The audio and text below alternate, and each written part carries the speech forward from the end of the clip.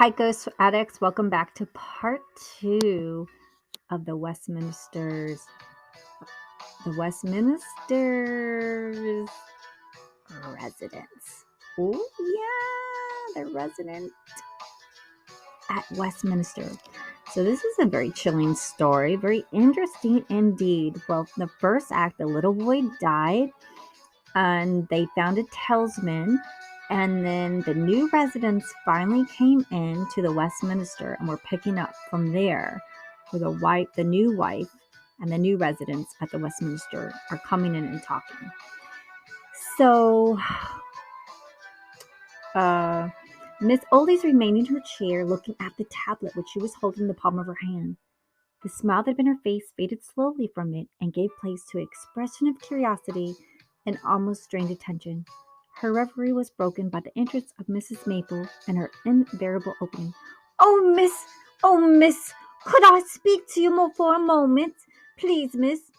A letter from Miss Oldie's to a friend in Lynchenfield, begun a day or two before, and the next source of the story. It is devoid of traces of the influence of that leader of female thought in her day, Miss Anna Sword, known to some as the Swan of Lichfield.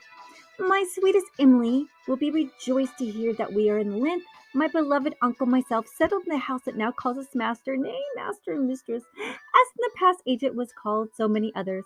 Here we taste a mingling of modern elegance and hoary antiquity, such as never ere now graced life for either of us. The town, small as it is, affords us some reflection, pale indeed, but veritable of the sweets of polite intercourse the adjacent country numbers amid the occupants of its scattered mansions, some whose polish is annually refreshed by contact with metropolitan splendor, and others whose robust and homely generality at this time, by way of contrast, not less cheering and acceptable. Tired of the parlors and drawing rooms of our friends, we have already had to find a refuge from the clash of wits or the small talk of the day amid the solemn beauties of our venerable Minster, whose silverman chimes daily lull us to prayer. In the shady walks of those tranquil graveyards we must muse with softened heart and ever known with moistened eye among the morals of the young and the beautiful, the aged, the wise, and the good. Here there is an abrupt break both in the writing and the style. But, my dearest Emily, I can no longer write with the care which you deserve, in which we both take pleasure.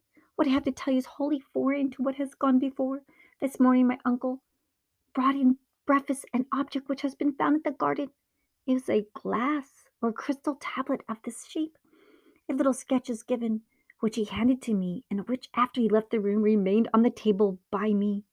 I gazed at it, I know not why, for some minutes, till called away by the day's duties, and you will smile incredulously when I say that I seemed to myself to begin to describe the reflected in the objects and which scenes were not in the room where I was.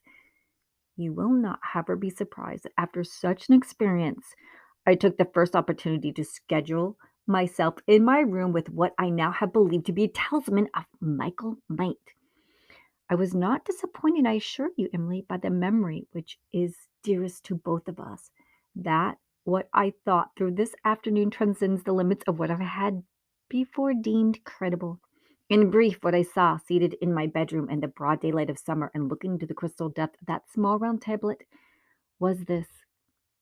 First, a prospect, strange to me, of an enclosure of rough and hillocky grass, with a gray stone ruin in the midst and the wall of rough stones about it.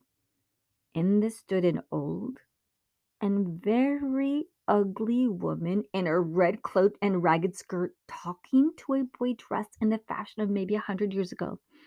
She put something which glittered into his hand, and he something into hers, which I saw to be money, for a single coin fell from her trembling hand into the grass. The scene passed. I should have remarked by the way that on the rough walls of the enclosure I should distinguish bones, and even a skull lying in a disorderly fashion. Next, I was looking upon the two boys, one in the figure of the former vision, and the other younger.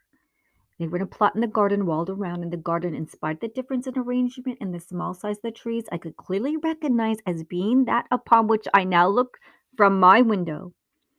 The boys were engaged in some curious play, it seemed. Something was smouldering on the ground. The elder placed his hand upon it and then raised them in what I took to be an attitude of prayer, and I saw and I started to see that on them were deep stains of blood. The sky above was overcast. The same boy now turned his face towards the wall of the garden and beckoned with both his raised hands, and as he did so, I was conscious that some moving objects became invisible over the top of the wall. Whether heads or some other parts of animal or human form, I could not tell. Upon the instant, the elder boy turned sharply, seized the arm of the younger, who all the time had been poring over what lay on the ground, and both hurried off. I then saw blood upon the grass, a little pile of bricks, and what I thought was black feathers scattered about. That scene closed, and the next was so dark that perhaps the full meaning of it escaped me. But what I seemed to see was a form, at first crouching low among trees or bushes that were being threshed by a violent wind, then running very swiftly and constantly turning a pale face to look behind him, as if he feared a pursuer, and indeed pursuers were following hard after him.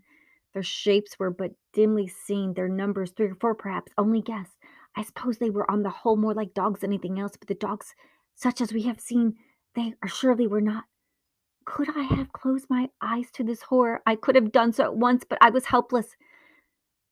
The last I saw was the victim darting beneath an arch and clutching at some object to which he clung, and those that were pursuing him overtook him, and it seemed to hear the echo of a cry of despair.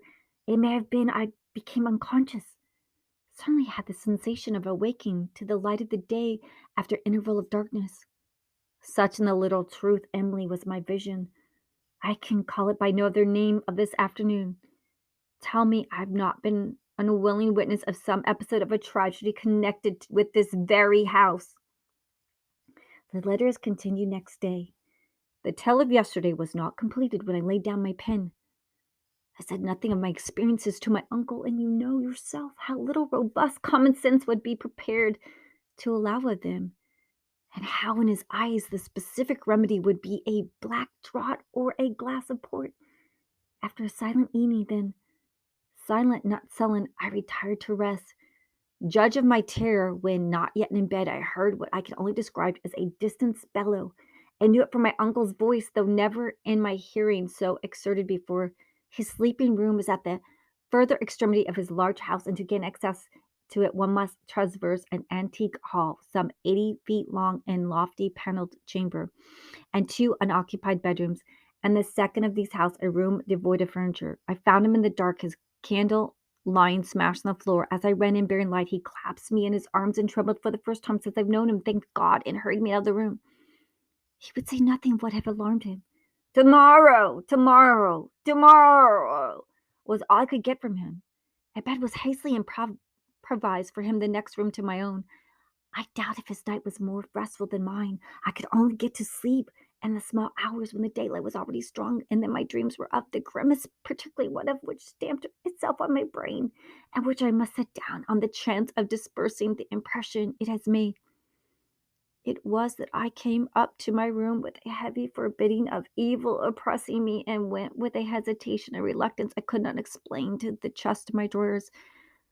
I opened the top drawer, in which was nothing but ribbons and handkerchiefs, and then the second there was a little to alarm, and then, oh heavens, the third and last, there was a mass of linen neatly folded, upon which, as I looked with curiosity, there began to tinge with horror. I perceived a movement in it, and a pink hand was thrust out of the folds and began to grope feebly in the air. I could bear it no more, and rushed out of the room, clapping the door after me, and strove with all my force to lock it. But the key would not turn in the wards, and from the room came a sound of rustling and bumping and drawing nearer and nearer to the door. Why did I not flee down the stairs? I do not know why. I continued grasping the handle mercilessly as the door was plucked from my hand with an irresistible force. I woke.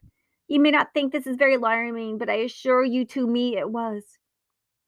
At breakfast today, my uncle was very uncommunicative, and I think I was ashamed of the fright he had given us. But afterwards he inquired of me whether Mr. Spearman was still in town, adding that he thought that was a young man who had left some sense left in his head. I think you know, my dear Emily, that I am not inclined to disagree with him there.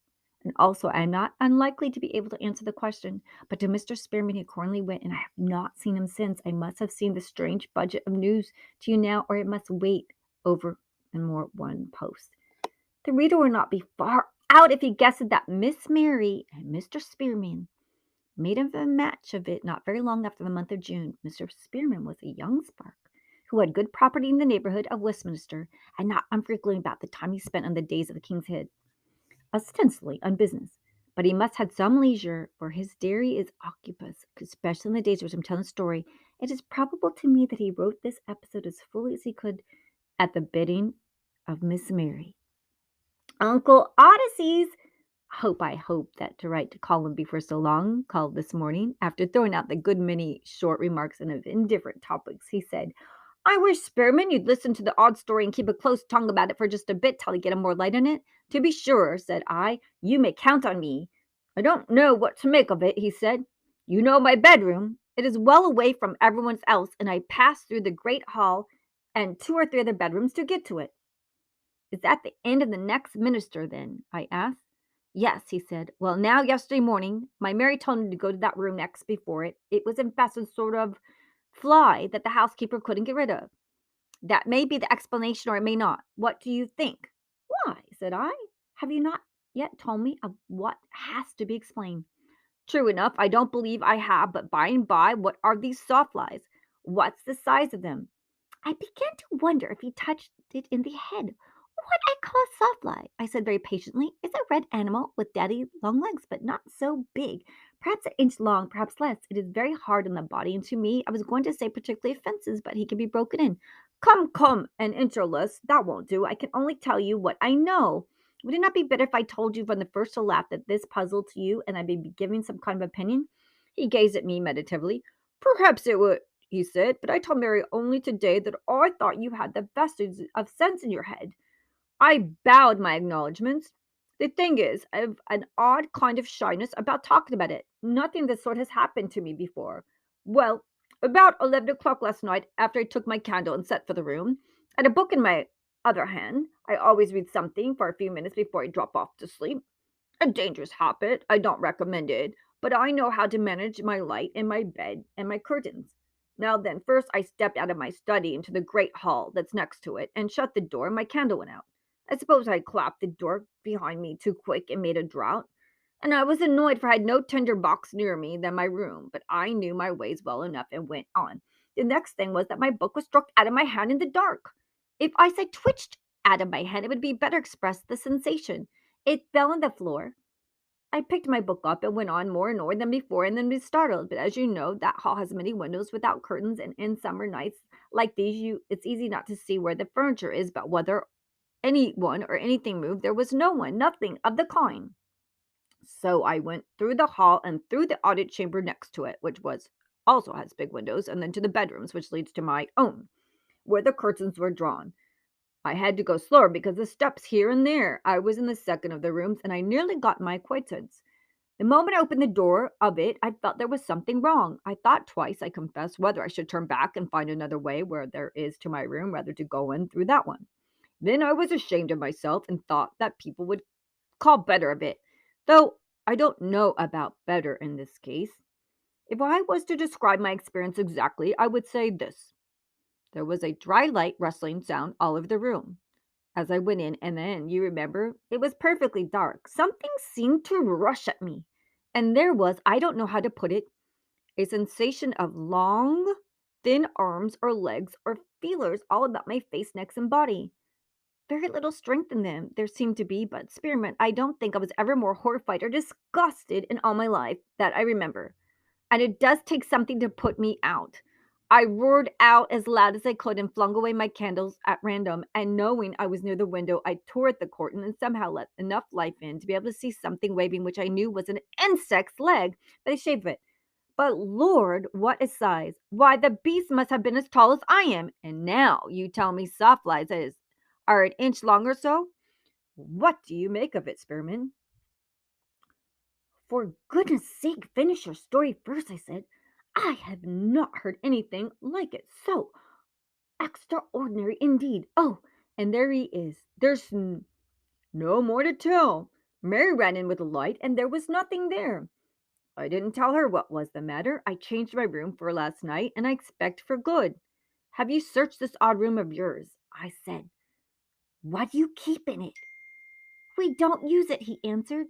There's an old press there, and some little furniture, and in the press, I said, I don't know.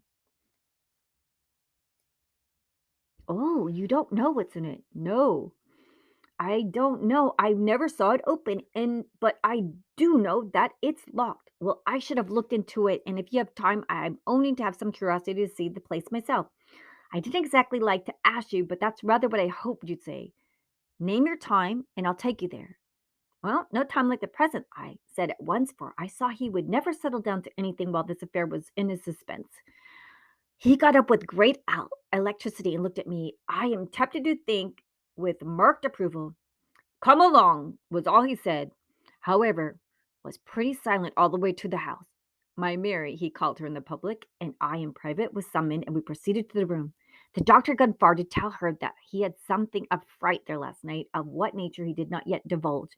But now he pointed out and described very briefly the incidents of the progress. When we were near the important spot, he pulled up and allowed me to pass on. There's the room. Go in, Spearmint, and tell us what you find. Whatever I might have felt at midnight, noonday, I was assured would keep back anything sinister. And I flung the door open with air and stepped in. It was a well lit room, and with a large window on the right, though not, I thought, a very airy one. The principal piece of furniture was of the gaunt old press of dark wood. There was, too, a four-post bedstead, a mere skeleton which could hide nothing, and there was a chest of drawers. On the window sill, on the floor near it, were the dead bodies of many hundred sawflies, and one torpid one which I had satisfaction in killing. I tried the door of the press, but I could not open. The drawers, too, were locked. Somewhere I was conscious there was a faint rustling sound, but I could not locate it, and when I made my report to those outside, I said nothing of it. But I said clearly the next thing was to see what was in the locked receptacles. Uncle Oldys turned to Mary. Mrs. Maple, he said, and Mary ran off. No one, I am sure, steps like her, and soon came back at a sober pace with an elderly lady of discreet aspect. Have you any keys of these things, Mrs. Maple? Said old uncles. His simple words let a loose torrent, not violent but copious, of speech. Had she been a shade or two lighter in the social scale, Mrs. Maples might have stood as the model for Miss Bates. Oh, doctor, and miss you too, sir, she said, acquiring my presence with a bin. Them keys, who was the gen that came when first we took over things in the house? A gentleman of business was. I gave him his luncheon in the small parlor on account of his not having anything we would like to see in the large one, chicken and apple pie and a glass of Madeira. Dear, dear, you'll say I'm running on, Miss Mary, but I only mentioned it to bring back my recollection, and there it comes. Gardner, just the same as it did last week with the artichoke and the text of the sermon. Now that Mr. Gardner, every key I got from him were labeled to itself, and each and one of them a key to the door of the house, and sometimes, too, when I say door, meaning a door to the room, not like such a press as this is. Yes, Miss Mary, I know full well, and I'm making it clear to your uncle and you too, sir. But now there was a box, which this same gentleman he heard give over to my charge, thinking no harm after he was gone. I took the liberty, knowing your uncle's property, to rattle it, and unless I'm surprisingly deceived, in that box there was keys. But what keys that doctor is known elsewhere. For open the box, no, that I would not do. I wondered that Uncle Oldys remained as quiet as he did under the address. Mary, I knew, must be amused by it, and he probably had been taught by experience that it is useless to break upon it. At any rate, he did not merely say at the end, Have you that old box handy, Mrs. Maples? If so, you might bring it here. Miss Maples pointed her finger at him, either in accusation or in a gloomy triumph. There, she said, was I to choose out every word out of your mouth, doctor, then be the ones, and if I took to my own rebuke one half a dozen times, it's been near 50. Laid awake I have in my bed, sat down in my chair, I have the same you and Miss Mary gave me this day. I was 20 years in your service, and no person could desire a better. Yes, Miss Mary, but it is the truth, and well known that who would have a different if he could. Very well to myself, but pray, when the doctor calls you to account for that box, what are you going to say? No, doctor, if you was some master I heard of, that I was some servants I could name, I should have to easy task before me, but things being humanly speaking what they are, and one course open to me is just to say that to you, that without Miss Mary comes to my room and helps me with my recollection, which was her wits may manage what slipped beyond mine, no such box as that small though it be will cross your eyes this many a day to come. Why, dear Mrs. Maple, why didn't you tell me before that you wanted me to help you with to find it? Said my Mary. No, never mind telling me why it was. Let us come at once and look for it. They hastened off together. I could hear Mrs. Maple beginning an explanation which I doubt not lasted to the furthest recesses of the housekeeper's department. Uncle Oldys and I were left alone. A valuable servant, he said, nodding towards the door. Nothing goes wrong under her. The speeches are seldom under 3 minutes. How will Miss Oldys manage to make her remember about the box? I asked. Mary. Oh, she'll make her sit down and ask her her aunt's last illness or who gave her the china dog on the mantelpiece, something quite off the point. Then, as Miss Maple says, one thing brings up another, and the right one will come around sooner than you could suppose. There, I believe I hear them coming back already. It was indeed so, and Mrs. Mary was hurrying on ahead of Mary with the box in her outstretched hand and with a beaming face. What was it? She cried as they drew near. What was it I said before I ever come out of the door to this place? Not that I'm a Dorset woman myself, nor have I seen these safe, fine, safe, fine. And there it was in place where I put it. What? 2 months back, I dare say she handed it to Uncle Oldys, and he said I examined it with some interest so that I ceased to pay attention to Mrs. Ann Maple for the moment. Though I know she went on to explain exactly where the box had been and in and what way Mary had helped to refresh her memory on the subject of where the box was up.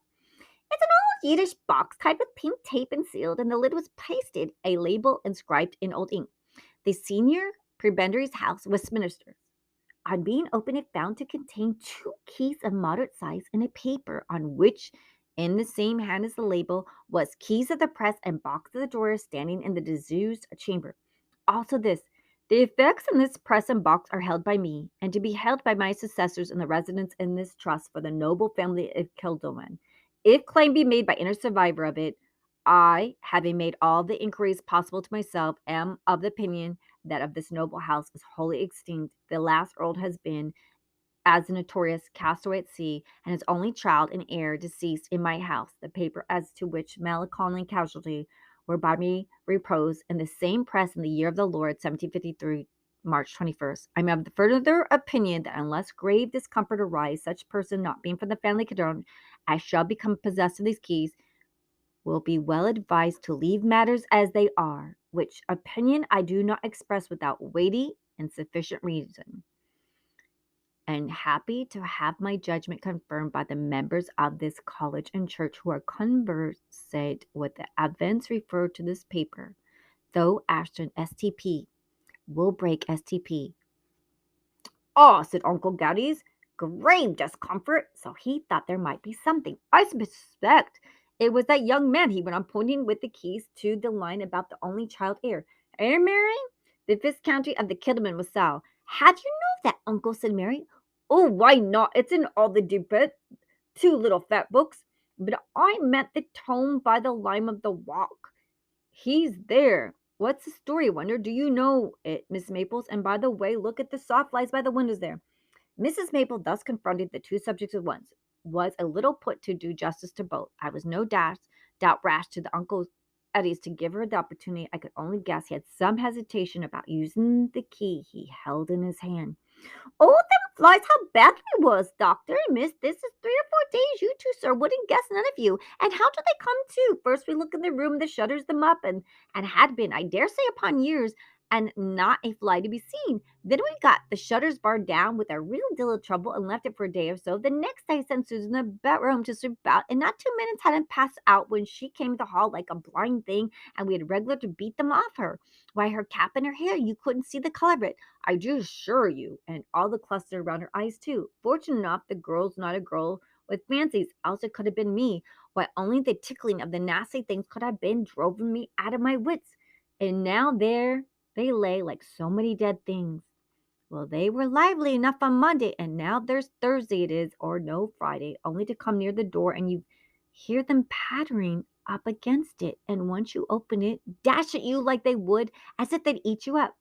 I couldn't help thinking to myself, if you was bats, where should you be this night? Nor could you crush him, nor like the usual kind of a fly. Well, there's something to be thankful for, if I could but learn it by.